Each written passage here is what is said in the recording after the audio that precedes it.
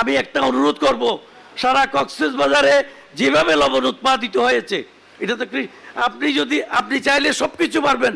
আপনি আজকে ক্যাবিনেটের দ্বিতীয় একজন অন্যতম শক্তিশালী মন্ত্রী, আপনি এই লবণ কেনার জন্য যদি ব্যবস্থা না করেন তাহলে কৃষকেরা বাঁচবে না।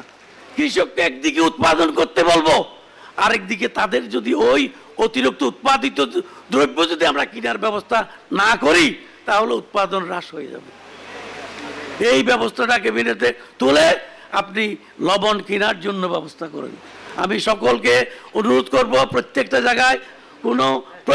জায়গায় সকলে সুন্দরভাবে দেশ গড়ার জন্য, দেশকে সুন্দরভাবে আপনার শক্তিশালী দেশে পরিণত করার জন্য আমরা চেষ্টা করি।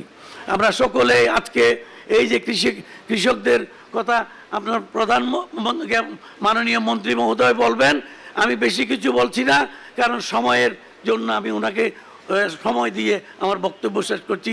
আপনাদের সকলকে একটি জিনিস বলবো, প্রেসিডেন্ট জিয়া থেকে আরম্ভ করে, ম্যাডাম খালেদা জিয়া থেকে আরম্ভ করে তারেক রহমান সাহেব পর্যন্ত, আমি আপনাদের দেখেন প্রত্যেকটা জায়গায় ওনাদের দৃষ্টি আপনাদের এখানে। সমুদ্রের গর্জনে ভিন্ন স্বাদের সামুদ্রিক খাবারের ভরপুর আয়োজন উপভোগ করতে আজই চলে আসুন প্যাসিফিক বিচ লাউঞ্জ ক্যাফে কক্সবাজারে।